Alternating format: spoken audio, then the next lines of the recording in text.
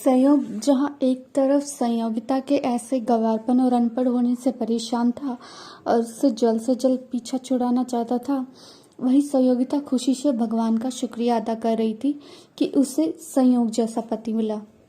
अगले दिन संयोगिता सुबह सुबह तैयार होकर बाथरूम से जब बाहर आई तो वो काफ़ी सुंदर लग रही थी। उसने लाल रंग का राजस्थानी लहंगा पहना हुआ था।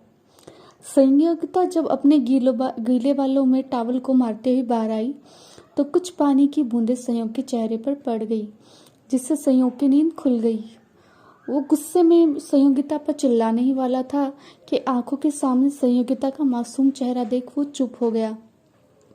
आज जब वो नहाकर बाहर आई थी तो उसके चेहरे पर जरा सा भी मेकअप नहीं था। एक 18 वर्षीय लड़की के चेहरे का निखार तो अलग ही होता था। उसके लिए वो एक सुंदर सपने जैसी थी। संयोग को उसके साथ रहते हुए हर पल एक नया एहसास सा हो रहा था। उसे नहीं समझ आ रहा था कि वो क्या था।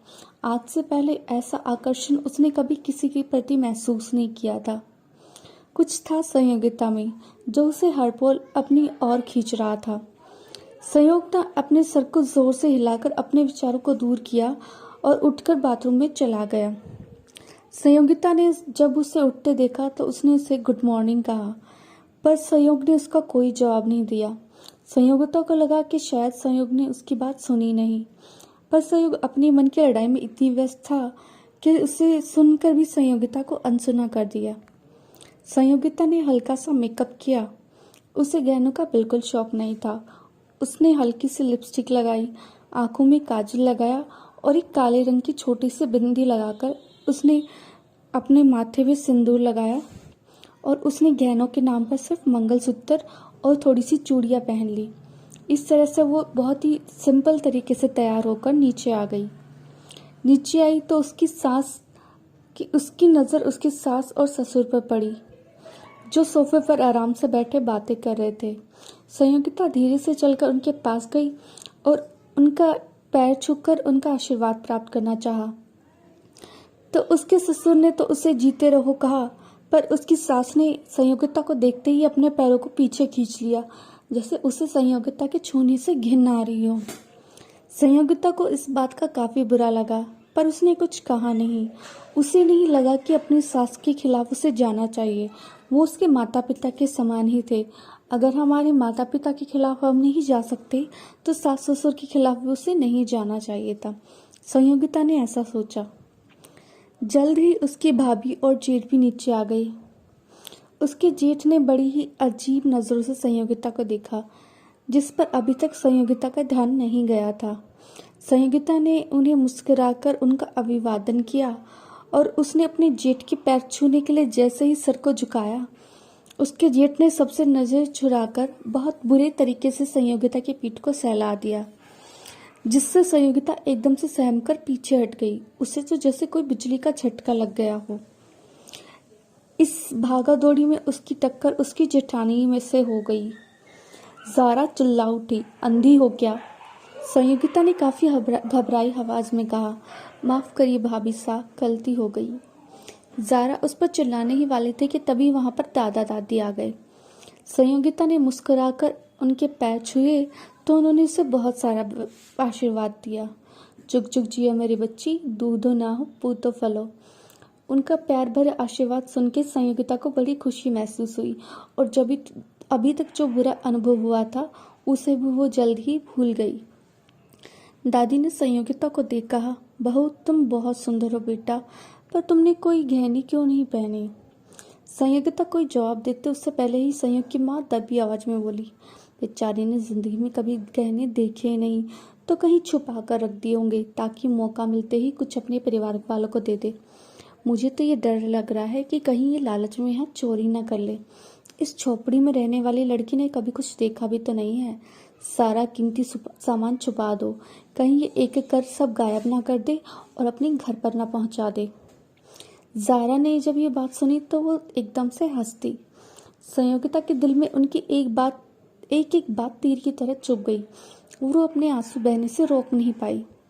दादी ने संयोग की माँ और ज़ारा को आग दिखाई तो उसने मुंह बिचका दिया।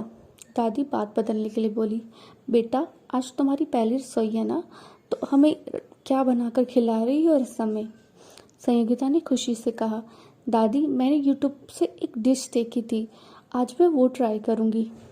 संयोग की माँ फिर से दबी आवाज़ में बोली, हाँ देख तो ली, पर बेचारे को ट्राई करने का मौका नहीं मिला क्योंकि इनके पास इतने पैसे नहीं थे ना कि रेसिपी का सामान खरीद पाए।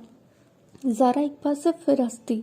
संयोगिता को एक बार फिर से जलील महसूस हुआ, पर फिर भी उसने सोचा कि चलो कोई बात नहीं, वो उसके बड़े हैं, शायद बाद में उनका रिश्ता सुधर जाए। यही सोच वो किचन की तरफ चली गई। नौकरों की सहायता से कुछ देर बाद उसने शाही टुकड़ा रसम के नाम पर, मीठे के नाम पर बना दी। सभी लोग ब्रेकफास्ट टेबल पर आकर बैठ गए थे। खाने में पूरी, छोले, हलवा, बहुत कुछ था। संयोगिता ने जब सबको अपना शाही टुकड़ा परोसा तो सबको वो बड़ा ही पसंद आया। संयोग भी तभी वहाँ पर आकर बैठ गया। उसने एक हल्के ब्लू कलर की शर्ट और वाइट पैंट पहनी हुई थी और वो बहुत आकर्षक लग रहा था। संयोगिता ने उसे मुस्कुराकर देखा, पर संयोग ने उस पर एक बार भी नज़र नहीं डाली। वो जाकर आराम से टेबल पर बैठ गया।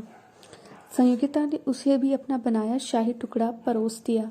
वो संयोग की तरफ प्रशंसा पाने के लिए देखने लगी। संयोग ने वो थोड़ा सा चखा, उसे वो काफ़ी अच्छा लगा, पर उसने कुछ कहा नहीं, जिससे संयोगिता को काफ़ी बुरा लगा। आखिर वो उसका पति था, क्या उसे उसकी प्रशंसा नहीं करनी चाहिए थी? तभी दादा दादी बोले, बेटा ये तो बहुत टेस्टी है, हमारी बहू तो बहुत लायक है, इतनी सुंदर होने के साथ साथ काफ़ी सुशील और सुघड़ भी है। उसकी तारीफ सुनकर संयोग की माँ और ज़ारा का मुंह बन गया। हालांकि उन्हें भी वो डिश काफ़ी पसंद आई थी और अगर वो चाहें तो वो इतनी अच्छी कुकिंग नहीं कर सकते थे, पर फिर भी जब उन्हें संयोगिता का यहाँ रहना ही पसंद नहीं था तो उसके बनाए डिश की क्यों तारीफ करते। दादा दादी ने संयोग की माँ से पूछा, तुम्हें कैसी लगी? उसने कहा, ठीक है, ऐसा भी कोई खास नहीं है, ऐसी डिशेस तो हम रोज़ रोज़ ही खाते रहते हैं। संयोगिता को बुरा तो लगा, पर उसे लगा कि अब धीरे धीरे उसे इसकी आदत डाल लेनी चाहिए। संयोग के दादाजी बोले, संयोग तुम्हारे दोस्त का फ़ोन आया था, वह कह रहा था कि वह तुम्हारी पत्नी को देखने के लिए घर आ रहा है। संयोग ने लापरवाही से कहा, कौन सा दोस्त? उसके दादाजी बोले, साहिल और निहारिकम। संयोग का ये सुनते ही एकदम खाते खाते हाथ रुक गया। वो उसके फॉरेन के दोस्त थे और उसका वही डर सच होने जा रहा था कि संयोगिता जैसी अनपढ़ गंवार लड़की को वो अपने दोस्तों के सामने कैसे पेश करेगा। संयोग का अच्छा खासा मूड अब खराब हो गया था और वो चिंता से भर उठा था। तो क्या अब इसी तरह सहती रहेगी संयोगिता सारी जिंदगी, संयोग की माँ और भाभी की ताने? तो क्या अब संयोग के दोस्तों के सामने संयोगिता कटवा देगी उसकी नाक? क्या संयोग हो जाएगा संयोगिता को लेकर एक बार फिर से शर्मिंदा?